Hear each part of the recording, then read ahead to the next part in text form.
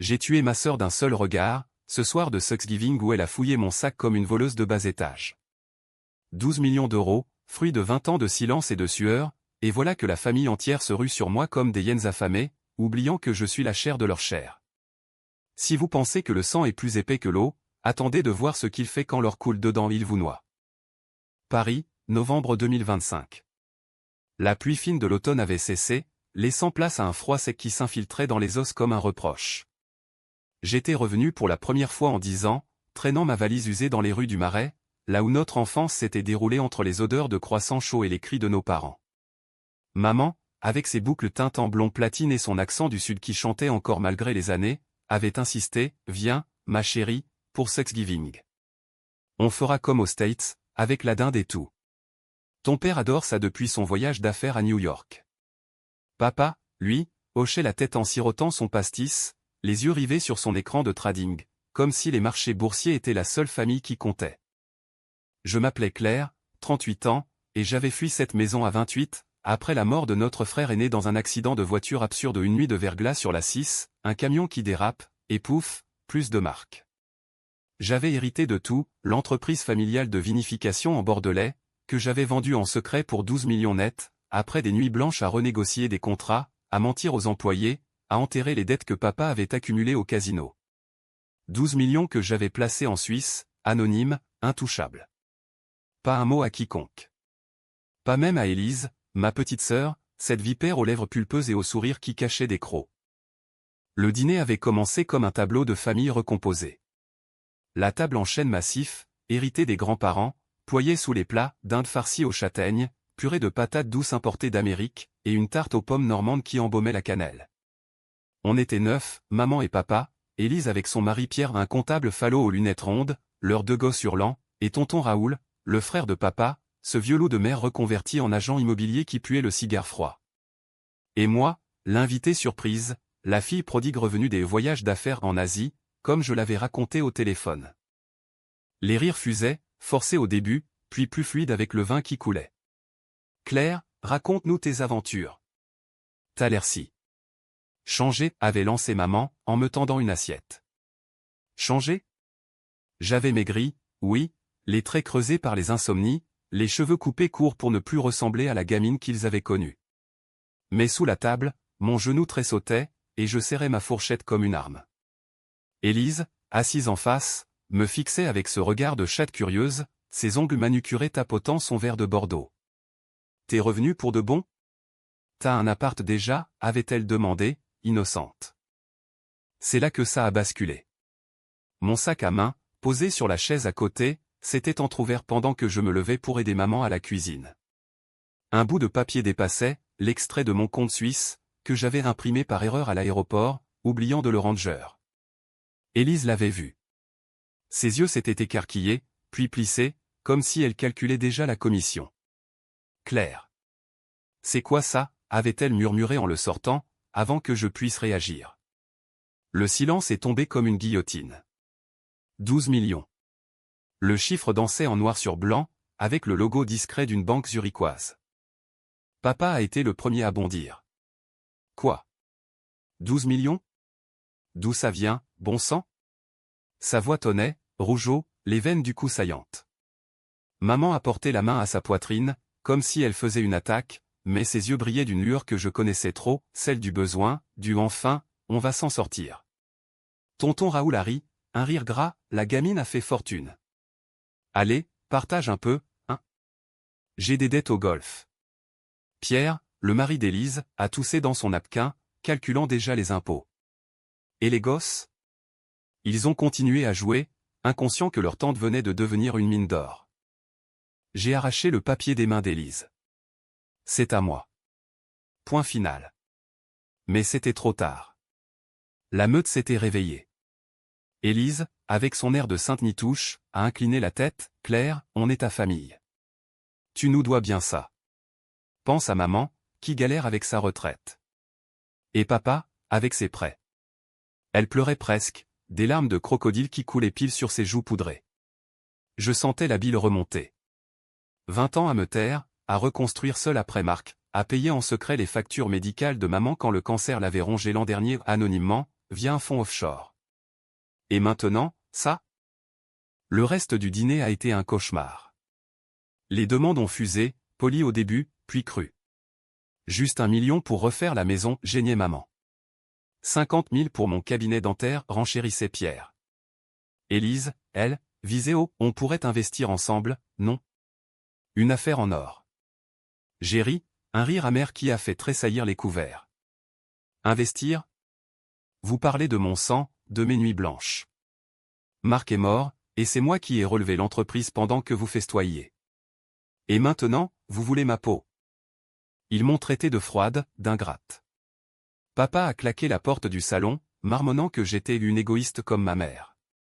Élise m'a suivi dans la cuisine, son parfum sucré m'étouffant. Écoute, Claire, on peut en parler calmement. Je sais que t'as souffert, mais... Partage. C'est ce que font les sœurs. Ses doigts sur mon bras étaient des serres. J'ai vu rouge. Sœur? Tu m'as volé mon fiancé il y a 10 ans, Élise. Pierre était à moi avant d'être à toi. Et tu oses me parler de partage? Elle a blêmi, mais a riposté, c'était il y a une éternité. Laisse le passé où il est. Le passé. Ce passé où j'avais surpris Pierre et elle, dans notre lit, la veille de notre mariage. Où j'avais fui sans un mot, emportant le secret comme une plaie ouverte. Et maintenant, elle voulait mes millions pour payer sa vie de mensonge. J'ai claqué la porte de la salle de bain, verrouillant derrière moi, et j'ai vomi. Pas de la dinde, non de la rage pure. Cette nuit-là, dans la chambre d'amis qui sentait encore l'eucalyptus de l'enfance, j'ai tracé mon plan. Pas de violence physique, non, je ne suis pas eux. Mais une vengeance lente, chirurgicale, qui les rongerait de l'intérieur. Commencer par Élise. Elle qui se targuait d'être l'innocente, la mère parfaite. J'allais exposer ses petits secrets, les dettes de jeu qu'elle cachait à Pierre, les aventures avec son patron que j'avais découvertes par hasard sur Facebook il y a 2 ans. Et pour le reste de la famille? Un chèque pour chacun, mais empoisonné au des prêts déguisés, avec intérêts exorbitants, qui les enchaînerait à moi pour toujours. Le lendemain matin, le soleil filtrait à travers les volets, innocent, comme si rien n'avait basculé. Maman m'a serré dans ses bras au petit déjeuner, murmurant, pense à nous, Claire. On t'aime. Aimer? C'était du chantage déguisé en câlin. J'ai souri, et j'ai dit, je vais y réfléchir. Mais d'abord, un café. Dans ma tasse, je voyais déjà leurs empires s'effondrer, brique par brique. La revanche n'est pas un cri, c'est un murmure qui siffle à l'oreille jusqu'à la folie. Les jours suivants ont été une danse sur des braises. J'avais loué un appartement temporaire rue des Francs-Bourgeois, un 2 pièces haussmannien avec vue sur les toits en zinc, payé cash pour 6 mois. Pas question de rester chez eux, l'air de la maison familiale puait maintenant la cupidité, un relent âcre qui collait à la peau comme la pollution du périphérique. Je passais mes journées à errer dans le marais, feignant l'innocence aux yeux des passants, une femme en trench beige, écharpe de laine grise, les cheveux noués en chignon négligé. Mais à l'intérieur, mon esprit bouillonnait, cartographiant les faiblesses de chacun comme un général avant la bataille. Élise fut la première cible. Elle m'avait envoyé un texto le matin même, « Serette, on déjeune ?» Bisou de cœur, le bisou en émoji me donna la nausée, mais je répondis, avec plaisir. Chez Bercy, 13h. Bercy, ce bistrot anonyme près de la Seine, où les serveurs ne posent pas de questions et où les murs suintent l'oubli. J'arrivai en avance, commandant un verre de chardonnay sec pour calmer mes nerfs. Elle débarqua pile à l'heure, moulée dans un tailleur pantalon noir qui hurlait et carrière en vue, ses talons claquant comme des coups de fouet sur le parquet ciré. Claire, tu as l'air fatiguée, commença-t-elle en s'asseyant, ses yeux fouillant mon visage pour des signes de faiblesse. Fatiguée? J'étais un volcan en sommeil. Les voyages, tu sais, mentis-je, sirotant mon vin. On commanda des salades niçoises légères, comme nos conversations devaient l'être. Mais Élise ne pouvait s'empêcher de creuser. Pour hier. On était sous le choc. Mais sérieusement, ces millions. D'où ça vient? L'entreprise de Marc? Tu l'as vendue sans nous dire? Je hochai la tête, lentement, laissant le silence s'étirer comme une toile d'araignée. Oui. J'ai tout géré seul après sa mort. Les acheteurs étaient pressés, les dettes accumulées. C'était la seule solution. Ses lèvres se pincèrent, un tic qu'elle avait depuis l'enfance quand elle voulait quelque chose. Et tu n'as rien gardé pour nous? Maman pleure tous les soirs, Claire. Papa parle de vendre la maison pour payer ses dettes médicales. Dettes médicales? J'avais déjà versé 200 000 € anonymement à l'hôpital, via un virement tracé à son nom. Mais je feignis l'ignorance. Je verrai ce que je peux faire. C'est là que je sortis mon atout. Mon téléphone vibrait d'un faux appel que j'avais programmé, mais je fis mine de lire un message. Oh, regarde ça. Un vieil ami de Pierre m'écrit. Il mentionne. Tes soirées avec Laurent, ton boss. Drôle, non? Élise pâlit, sa fourchette suspendue au-dessus de sa salade. Quoi? C'est ridicule. Pierre et moi, on est solides. Je souris, un sourire de l'âme. Bien sûr. Mais imagine si Pierre l'apprenait. Ou les gosses, plus tard. Les familles, ça se brise sur des riens. Elle se raidit, ses ongles s'enfonçant dans la serviette. Tu me menaces? Non, je négociais. Pas du tout. Je propose un marché. Tu convaincs la famille de me laisser tranquille, et ton secret reste entre nous. Ses yeux lançaient des éclairs, mais elle hocha la tête, vaincue pour l'instant. D'accord. Mais tu nous dois quelque chose, Claire. Du sang pour du sang. Du sang. Le mot résonna en moi comme un glas. Marc, écrasé sur l'asphalte, son sang mêlé à la pluie.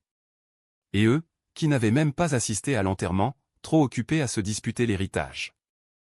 Le déjeuner se termina sur une note aigre. Élise partit la première, prétextant un rendez-vous, mais je la vis trébucher sur le trottoir, ses talons trahissant sa panique. De mon côté, je marchais le long de la Seine, le vent froid fouettant mes joues. Paris était belle, impitoyable, les touristes riaient devant Notre-Dame en reconstruction, ignorant les drames qui se nouaient dans les ruelles adjacentes. Je m'arrêtai à un kiosque à journaux, achetant un Parisien pour me fondre dans la masse. En première page, un scandale financier, un PDG ruiné par sa famille. Ironie du sort. Le soir, je dînais seul dans mon appartement, un plateau de fromage et une bouteille de Sancerre. Mon laptop ouvert sur des dossiers, les comptes de papa, piraté via un hacker freelance à Genève, 100 000 € de pertes au poker en ligne ces 2 ans. Maman? Ces achats impulsifs sur des sites de luxe, financés par des prêts revolving. Tonton Raoul? Des escroqueries immobilières mineures, assez pour un signalement anonyme à la DGCCRF. Et Pierre? Un bonhomme terne, mais avec un penchant pour les cryptos hasardeuses qui avaient déjà englouti 20 000 €. Mon plan se précisait, pas de dons directs. Des cadeaux empoisonnés. Pour papa, un investissement dans une vigne bordelaise, la mienne, en sous-main, avec clause qui le liait à moi comme un serf. Pour maman, une croisière en Méditerranée, payée par une carte cadeau liée à un crédit revolving à 20% d'intérêt. Pour Élise, le chantage maintenu, goutte à goutte, jusqu'à ce qu'elle craque. Et pour clore le tout, une révélation finale, la vérité sur Marc. Pas l'accident. Le suicide déguisé. Il s'était jeté sous le camion, las de porter la famille sur ses épaules. J'avais trouvé la lettre, cachée dans son bureau, et je l'avais brûlée pour le protéger. Mais maintenant? Elle servirait d'arme. Je m'endormis tard, bercé par le ronron du métro sous mes pieds. Rêve fragmenté, Marc me souriant depuis l'au-delà, Élise noyée dans un flot de billets, papa mendiant dans les rues de Bordeaux. Au réveil, un SMS d'Élise, la famille veut te voir ce soir. Chez nous. Pas de blague. Pas de blague? Oh, ma sœur, le spectacle ne fait que commencer. La réunion familiale eut lieu dans le salon surchauffé, l'air lourd d'odeur de tabac et de tension. Papa trônait dans son fauteuil club, un verre de cognac à la main, maman tricotait nerveusement un châle informe. Tonton Raoul mâchonnait un cigare éteint, Pierre feuilletait un catalogue de voitures sur son iPad. Élise, pâle comme un linge, évitait mon regard. Assieds-toi, Claire, grogna papa. On va discuter comme des adultes. Je m'installai sur le canapé, jambes croisées, posture de reine. Discuter de quoi? De comment me dépouiller? Des murmures outrés. Maman, voyons, chérie. Je coupais, non. J'ai entendu les ragots. Vous avez déjà appelé un notaire? Papa vira au cramoisi. C'est ton droit, mais c'est notre sang. Marc aurait voulu. Marc. Le nom comme une gifle. Marc s'est suicidé, lâchez-je calmement. Silence de mort. La lettre que j'ai trouvée. Il en avait marre de vous tous. De vos dettes, de vos mensonges. J'ai tout géré pour lui, et pour moi. Élise bondit, mensonge. Il adorait sa famille. Je sortis mon téléphone, une photo numérisée de la lettre. Je ne peux plus porter ce poids. Pardonnez-moi. Projeté sur l'écran via AirPlay. Cris, larmes, accusations. Papa s'effondra en sanglots, maman hurla que j'étais un monstre. Tonton Raoul marmonna quelque chose sur l'héritage. Pierre, muet, calculait les implications fiscales. Et Élise? Elle me fixait, haine pure dans les yeux. Tu vas payer pour ça, Claire. Payer? Non. C'était eux qui paieraient. Je me levai, sereine. Si vous voulez de l'argent, signez ça. Des contrats prêts, notariés en ligne, prêts à taux variable, garantis par leurs biens. Sinon, adieu. Ils signèrent, tremblants, le stylo grattant le papier comme des ongles sur un cercueil. La vengeance avait commencé, et Paris, dehors, applaudissait en silence sous la lune. Les semaines suivantes furent un lent empoisonnement. Paris en décembre s'habillait de lumière, les vitrines des galeries Lafayette scintillaient comme des joyaux volés, les marchés de Noël exhalaient des effluves de vin chaud et de marrons grillés. Mais pour moi, la ville était un labyrinthe de miroirs déformants, où chaque reflet me renvoyait une version plus dure de Claire, la vengeresse, la sœur brisée, la millionnaire solitaire. J'avais investi dans une petite galerie d'art rue de Birague, un caprice pour masquer mes mouvements financiers, des toiles abstraites de couleurs vives, pour contraster avec le gris de mon âme. Papa fut le premier à craquer. 3 jours après la réunion, il m'appela à 6 heures du matin, voix rauque de cognac et de regret. Claire. Cette vigne que tu m'as proposée. Les intérêts montent vite. J'ai signé sans lire. Bien sûr qu'il n'avait pas lu, papa n'avait jamais lu que les codes de la bourse. C'est un investissement familial, répondis-je, feignant la compassion. Vends un peu de ton terrain à Bordeaux si besoin. Il raccrocha en jurant, mais j'entendis les sanglots étouffés. Le lendemain, un virement, 50 000 € pour aider. Empoisonné, bien sûr lié à un fonds qui s'évaporerait en frais sinon renouvelés.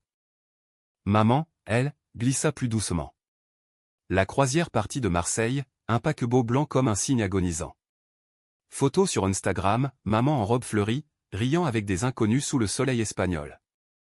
Mais sous les sourires, les textos paniqués, Claire, la carte ne passe plus pour les extras. Et les intérêts. C'est quoi ce piège? Je répondis, profite, maman. C'est ton cadeau. Elle revint changée, les yeux cernés, tricotant frénétiquement des écharpes qu'elle vendait sur Etsy pour rembourser. Je ne suis pas une mendiante, murmura-t-elle un soir, venue me voir à la galerie. Je la serrai dans mes bras, sentant ses os saillants. Tu n'es pas. Tu es ma mère. Mensonge doux, qui la rongeait plus que la vérité. Tonton Raoul résista plus longtemps, ce renard. Il essaya de me piéger, un appel d'un ami notaire pour contester les contrats. Mais j'avais anticipé où les papiers étaient blindés, rédigés par un avocat genevois impitoyable. Une semaine plus tard, il débarqua à la galerie, costume froissé, cigare mâchonné. Clairette, on peut arranger ça, hein? Ton oncle a besoin d'un coup de pouce pour un deal immobilier à Deauville.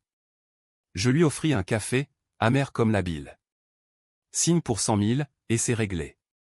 Il signa, yeux baissés. Le lendemain, un signalement anonyme à la justice, ses fraudes mineures exposées. Il perdit sa licence, se retrouva à vendre des cartes postales sur les quais. Traîtresse, crachât-il au téléphone. Famille, corrigez-je. Pierre était le maillon faible, prévisible. Marie comptable, il avait plongé tête baissée dans mes conseils crypto, un portefeuille bidon que j'alimentais de faux gains. Regarde, plus 30% en un mois, jubilait-il lors de nos cafés forcés. Élise, de son côté, bouillonnait en silence. Nos rencontres étaient des duels masqués, sourires en public, griffures en privé. Tu détruis tout, siffla-t-elle un après-midi, alors qu'on promenait les gosses au Luxembourg. Les feuilles mortes craquaient sous nos pas, les enfants riaient au cerceau. Non, Élise. Je répare ce que tu as cassé. Elle s'arrêta net, me fixant. Pierre? C'était une erreur. J'étais jeune, jalouse de toi. Tu avais tout, Marc, l'entreprise, lui. Jalouse. Le mot explosa en moi comme une grenade. Et maintenant, tu veux mes millions pour effacer ça? Elle pleura, pour de vrai cette fois, des larmes qui maculaient son mascara. Aide-moi, Claire. Pierre soupçonne quelque chose. Et les dettes? J'ai joué, oui, pour oublier. Oublier quoi? Notre enfance volée par les absences de papa, les crises de maman? Marc qui nous protégeait, jusqu'à ce qu'il ne le puisse plus? Je la laissai pleurer, puis, convins Pierre de signer pour 200 000 en crypto. Et ton secret reste. Elle hocha la tête, brisée. Ce soir-là, Pierre signa, euphorique. 2 jours plus tard, le crash, mon algo fit chuter le portefeuille de 80%. Il perdit tout, hurla au scandale. C'était un piège. Élise le calma, mais je vis dans ses yeux la fissure s'élargir. Noël approchait, et avec lui, le point de non-retour. La famille organisa un dîner réconciliateur chez tonton Raoul ou Ironie, dans son appartement exigu du 16e, avec vue sur la tour Eiffel scintillante. J'y allai, vêtu d'une robe rouge sang, cadeau de moi-même. La table était modeste, huîtres fatiguées, foie gras en conserve. Les visages? Tirés, suspects. Papa but trop, maman piqua dans son assiette sans appétit. Élise et Pierre se tenaient raides, les gosses sentant la tempête. Joyeux Noël, toasté je, levant mon verre. À la famille. C'est là que je lâchai la bombe. Un dossier, imprimé, passé autour de la table, preuve des dettes de chacun, des mensonges, des vols minuscules au tonton qui avait détourné des fonds familiaux après la mort de Marc. Cris, accusations croisées. Papa accusa maman d'avoir falsifié des chèques, elle riposta sur ses casinos. Élise hurla sur Pierre pour ses cryptos foireuses. Tonton Raoul tenta de s'éclipser, mais je bloquai la porte. Asseyez-vous. C'est Noël, temps des vérités. Marc apparut dans l'air, spectral, via une vidéo que j'avais tournée, sa lettre lue par ma voix, sur fond de photos d'enfance. Il s'est tué pour vous épargner, conclus-je. Le silence fut assourdissant, brisé par les sanglots de maman. Élise se leva, me gifla une gifle molle, désespérée. Monstre. Je touchai ma joue, sentant le picotement. Non. Survivante. Je partis sous la neige fine, les lumières de Paris dansant comme des larmes gelées. Derrière moi, la famille se déchirait, fil par fil. La vengeance était douce, mais amère car au fond, c'était moi que je punissais le plus. Janvier 2026 s'ouvrit sur un Paris engourdi par le froid, les boulevards balayés par un vent sibérien qui hurlait comme les regrets de ma famille. J'avais déménagé dans un loft plus grand, près du canal Saint-Martin, avec des baies vitrées qui laissaient entrer la lumière pâle sur mes toiles inachevées. La galerie marchait bien, des expositions sur l'héritage brisé, ironiquement populaire auprès des bobos du quartier. Mais la nuit, seul avec un verre de Armagnac, je revivais le dîner de Noël en boucle, les gifles verbales, les portes claquant, Élise qui m'avait traité de fille du diable. Était-ce de la vengeance, ou juste une catharsis tardive? Papa fut le premier à imploser. Mi-janvier, un appel à 3 heures du matin, Claire. J'ai tout perdu. La vigne, la maison. Les huissiers viennent demain. Sa voix était un râle, entrecoupé de hoquets. Je visualisais sa chambre d'hôtel miteuse à Bordeaux, où il s'était réfugié après que maman l'eût jeté dehors. Tu as signé, papa. Lis la prochaine fois. Silence, puis, viens me voir. On parle. Je refusai, mais envoyai un chèque 10 000 €, assez pour un sursis, pas pour le salut. Il raccrocha en pleurant, et je m'endormis avec le goût du triomphe sur la langue. Maman, quant à elle, sombra dans une dépression clinique. Elle m'écrivait des lettres manuscrites, postées depuis son studio exigu à Montreuil, ma fille, pardonne-moi. J'ai été une mauvaise mère, obsédée par le paraître. Les mots me serraient le cœur, mais je répondais par des virements froids, accompagnés de factures pour ses dettes. Une après-midi, elle débarqua à la galerie, emmitouflée dans un manteau rapiécé, les cheveux en désordre. Claire. Je veux juste te serrer dans mes bras. On s'assit sur un banc du canal, face aux péniches gelées. Elle pleura sur mon épaule, racontant les nuits où elle avait volé dans la tirelire de Marc pour ses petits plaisirs. J'étais faible, murmura-t-elle. Je la consolai, mais intérieurement, je notais, vulnérable. Rembourse ce que tu peux, maman. Et on recommence. Elle partit, courbée, mais avec une lueur d'espoir, l'espoir que je piétinerais plus tard. Tonton Raoul, ce dur à cuire, tenta le chantage. Il avait engagé un privé pour fouiller mon passé, des photos de moi en Asie, fabriquées, montrant des liens douteux avec des traders offshore. Un email arriva, 100 000, où je balance à la presse. Je ris, un rire qui résonna dans le loft vide. Rendez-vous fixé dans un café du Palais Royal, sous les arcades enneigées. Il s'assit, triomphant, étalant les prints. T'es fini, nièce. Je sortis mon téléphone, un enregistrement de ses aveux frauduleux, capturé lors d'une confession feinte au téléphone. Et toi, oncle? 10 ans de prison pour escroquerie. Il blêmit, rangea les photos. Marché conclu? Oui. Il disparut de Paris, rumeur le plaçait à Lisbonne, vendant des souvenirs aux touristes. Pierre et Élise? Leur mariage craquelait comme une vase de Messant. Pierre, ruiné par les cryptos, avait perdu son job au conflit d'intérêts, disaient les RH, mais je savais que mon avocat anonyme avait glissé un mot. Il buvait maintenant, des bières bon marché aux zinc du coin. Élise, elle, jonglait entre deux boulots, serveuse le soir, téléprospection le jour. Nos rencontres étaient des champs de mine. Un soir, au téléphone, Claire, les gosses demandent pourquoi on n'a plus de maison. À cause de toi, hurla-t-elle. À cause de vos mensonges, ripostai-je. Rappelle-toi Pierre, dans notre lit. Silence, puis un sanglot. Je regrette. Vraiment. Mais les regrets ne paient pas les factures. J'organisai une réunion de crise dans mon loft, sous prétexte d'aide. Ils vinrent tous, Pierre hagard, Élise défaite, les enfants sages comme des images. Asseyez-vous, dis-je, servant du thé fumant. La pièce était chaleureuse, cheminée crépitante, coussins moelleux, un contraste cruel avec leur misère. Je propose un plan, travaillez pour moi. Élise, à la galerie. Pierre, mes comptes. Des jobs payés au noir, sous contrat qui les lirait à moi. Élise accepta d'abord, pour les gosses. Pierre grogna, mais signa. Ce fut le début d'une servitude dorée, il polissait mes toiles le jour, haïssant en silence la nuit. Février apporta la tempête. Papa tenta le suicide, une overdose de somnifères dans sa chambre d'hôtel. L'hôpital m'appela, votre père est stabilisé, mais il veut vous voir. Je vins, le cœur serré malgré tout. Il gisait, tubulure au bras, yeux vitreux. Pourquoi, Claire? Pourquoi nous détruire? Je pris sa main, froide. Pour que vous voyiez. Marc s'est tué pour vous protéger. Moi, je vis pour le venger. Il ferma les yeux, une larme coulant. À sa sortie, il vendit tout, la maison familiale, les vignes restantes. L'argent? Versé sur mon compte, par contrat. Maman hérita d'un studio, mais sous mon contrôle. Élise craqua la première. Mi-février, elle débarqua à la galerie en pleurs, un test de grossesse à la main. Pierre me quitte. Et maintenant, ça. Un autre enfant, sans père. Le choc me frappa comme un uppercut. Félicitations, murmurai-je, mais intérieurement, la machine grinçait. Était-ce ma vengeance qui l'avait poussée là? Elle s'effondra à mes pieds. Aide-moi, s'il te plaît. Pour le bébé.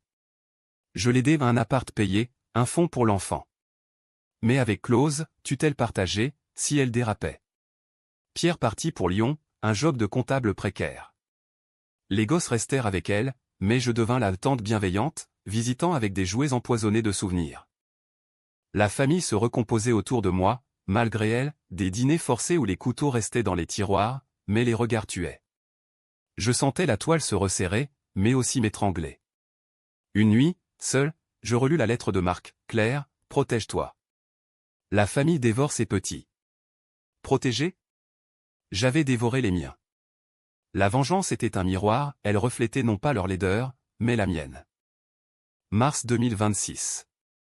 Le printemps peinait à percer, les cerisiers du Luxembourg fleurissant timidement sous un ciel plombé. Paris se réveillait groggy, comme après une cuite, et moi avec elle. La galerie bourdonnait maintenant, une expo sur les liens toxiques, vendue à des critiques qui y voyaient du génie. Mais derrière les sourires au vernissage, mes nuits étaient hantées par des ombres où Élise enceinte, le ventre arrondissant sous ses robes amples, maman tricotant des layettes pour un petit nièce qu'elle n'aimerait jamais sans rancune, papa errant dans Bordeaux, un fantôme en par-dessus usé. Élise travaillait à la galerie, rangeant les cadres avec une efficacité mécanique, ses yeux évitant les miens. « Comment va le bébé » demandais-je parfois, feignant l'intérêt. « Il bouge » répondait-elle, une main sur son ventre, un geste qui me rappelait nos grossesses rêvées d'enfance. Pierre appelait sporadiquement, mendiant des nouvelles, « Dis-lui que je reviens quand j'aurai un job stable. » Stable ? Avec ses dettes en crypto, c'était une blague. Je l'aidais, par vengeance indirecte, des conseils qui le menaient à des arnaques plus profondes, le gardant au fond du trou. Un après-midi pluvieux, maman vint m'aider à l'emballage d'œuvres. Ses mains tremblaient sur le papier bulle. « Claire. J'ai vu un psy. Il dit que je suis codépendante. » Codépendante. Le mot flottait comme une excuse. « Et papa ?» Elle baissa les yeux. « Il boit. Mais il m'écrit, dis à Claire que je l'aime, malgré tout. » Malgré tout. Les mots me nouèrent la gorge. Ce soir-là, je l'appelai à Bordeaux. « Viens à Paris. On dîne. » Il arriva le lendemain, vieilli de 10 ans, barbe grise, costume fripé. On alla chez Chartier, ce bouillon bruyant où les miroirs renvoient les âmes nues. J'ai tout perdu par orgueil, avoua-t-il, piquant dans son pot-au-feu. Et toi, par vengeance. Vrai. On parla de Marc, enfin, ses dettes cachées, ses amours ratés. Il t'aimait plus que nous, dit papa. Je hochai la tête, larmes rares coulant. Un pas vers la paix? Non, juste un répit. Tonton Raoul ressurgit comme un mauvais sou, un email depuis Lisbonne, j'ai des infos sur ton héritage. Marc avait une maîtresse, enceinte. L'argent était pour elle? Mensonge, mais semence de doute. Je fouillai, rien. Mais l'idée me rongeait, et si j'avais hérité d'un fantôme? Je confrontai Élise, tu savais pour Marc. Elle rit, amère. Bien sûr. Il me confiait tout. Contrairement à toi, la parfaite. Parfaite? J'explosionnai, tu l'as trahi, comme Pierre. Elle se tut, puis, Marc voulait te protéger de nous. Il s'est tué pour que tu partes. Le choc me cloua. Toute cette vengeance. Pour un mensonge que je m'étais raconté? Avril apporta le bébé, un garçon, Jules, né par césarienne forcée aux complications dues au stress, dit le médecin. Élise m'appela de la maternité, voix brisée, viens le voir. La chambre puait l'antiseptique, Élise pâle sur le lit, le nourrisson minuscule contre elle. Je le pris, ses doigts minuscules serrant mon doigt. Il te ressemble, murmura-t-elle. Ressemble? À la sœur que j'avais été, avant la rage. Maman arriva, tricot en main, papa, en visite surprise, pleura en le voyant. Une famille bancale, mais réelle, pour un instant. Mais la vengeance ne s'arrête pas. Pierre revint, repentant, offrant un plan de remboursement. Je l'acceptai, mais saboté, un investissement foireux en immobilier, qu'il signa aveugle. Il perdit son job à Lyon, revint mendiant. Élise le reprit, pour Jules. Moi? Je devins la pourvoyeuse occulte, payant les factures, mais facturant l'âme, des dîners où je rappelais les dettes, des cadeaux piégés d'intérêt. Mais, un scandale éclata, tonton Raoul arrêté pour fraude portugaise, extradé. Il m'appela de Fresnes, c'est toi, hein? Oui. Pour Marc. Il raccrocha, maudit. La famille se resserra autour de moi par peur des SMS collectifs, on t'aime, Claire. Amour? Poison sucré. Mais intérieurement, je craquais. Une nuit, je brûlais les contrats dans la cheminée, flammes dansant comme des démons. Était-ce fini? Non. La vraie revanche était de les laisser vivre avec leur culpabilité, moi avec la mienne. Paris fleurissait, indifférente, et je marchais sous les marronniers, sentant pour la première fois le poids de la solitude, pas une prison, mais une liberté âpre. Juin 2026. L'été s'installa enfin, lourd et moite, transformant Paris en fournaise où les terrasses débordaient de rires forcés et de pastis dilués. La Seine miroitait sous le soleil, mais pour moi, elle charriait encore les limons du passé et des souvenirs qui collaient comme la boue après la pluie. La galerie fermait pour l'été, une pause bienvenue, Élise prenait Jules en Bretagne, chez des cousins lointains, Pierre suivant comme un chien battu. Maman et papa? Retrouvés dans un appartement modeste à Vincennes, une seconde chance financée par mes miettes, des miettes à 15% d'intérêt, bien sûr. Je partis seul en Bordelais, louant une petite maison près des vignes que j'avais rachetée, celle de l'entreprise de Marc, redevenue mienne par achat forcé. Les rangs de Cabernet Sauvignon s'étendaient à perte de vue, lourds de grappes mûres, l'air embaumant la terre chaude et le tanin. Là, au milieu des coteaux, je confrontais le fantôme de mon frère. Une promenade solitaire jusqu'au mémorial improvisé, une pierre gravée un Marc, 1985 à 2015, où j'avais enterré sa lettre jadis. Assis sous un chêne centenaire, je lus à voix haute des extraits. Claire, ne deviens pas comme eux. Pas, vice. Vie. J'avais survécu, mais à quel prix? Un appel d'Élise brisa le silence. Claire, papa a une rechute. Alcool. Il parle de toi tout le temps. Rechute. Le mot me ramena à l'hôpital, ses yeux implorants. J'arrive. Le train pour Paris fut un tunnel de pensée, vengeance achevée, mais vide. À Vincennes, l'appart puait la bière éventée. Papa gisait sur le canapé, bouteille à la main. Maman, effacée, préparait un bouillon fade. Fille, murmura-t-il en me voyant. On parla toute la nuit de ses casinos, de ses absences, de Marc qui l'avait poussé trop fort. J'étais un mauvais père. Oui. Mais humain. Au matin, je payais un centre de désintox, sans clause. Un don pur, premier de ma vie. Élise accoucha de sa vérité en juillet, revenue aller de Bretagne. Rendez-vous au canal, Jules babillant sur une couverture. Pierre veut divorcer. Pour de bon. Elle alluma une cigarette, geste défendu, exhalant la fumée comme un aveu. Et moi? Je réalise, tu as raison. On t'a volé ta vie. Volé. Le mot résonna. Pas volé. Pris. Mais je prends la mienne maintenant. On pleura ensemble, sœur enfin, le bébé entre nous comme un pont fragile. Pierre signa les papiers du divorce, empochant un règlement modeste mes derniers pièges désamorcés. Il partit pour Toulouse, un nouveau départ, sans rancune apparente. Août, maman organisa un pique-nique familial ironie, dans le bois de Vincennes, sous les chênes. Tous présents, papa sobre, raide mais présent, tonton Raoul en libération conditionnelle, taciturne, Élise avec Jules et les grands, Pierre absent mais mentionné. La nappe à carreaux, sandwich au jambon, vin de mes vignes. À la famille, porta maman, verre tremblant. Rire timide, histoire d'enfance Marc mimant les vendanges, nous petites riant dans la boue. Pour la première fois, pas de sous-texte. Juste être. Mais la psychologie humaine est un puissant fond. Septembre, papa rechuta une bouteille cachée, un appel paniqué. Je vins, non pour punir, mais pour écouter. J'ai peur de mourir seul, avoua-t-il. Tu ne seras pas seul. Maman guérit lentement, tricotant pour Jules, Élise trouva un job stable à la galerie, Pierre envoyait des cartes postales. Tonton. Oublié, un écho. Octobre, anniversaire de la mort de Marc. Je louai une chapelle en Bordelais, enterrai symboliquement les contrats brûlés. La famille vint, dispersée mais là. Pardonne-nous, murmura Élise au cimetière. Pardonne-toi, répondis-je. La vengeance?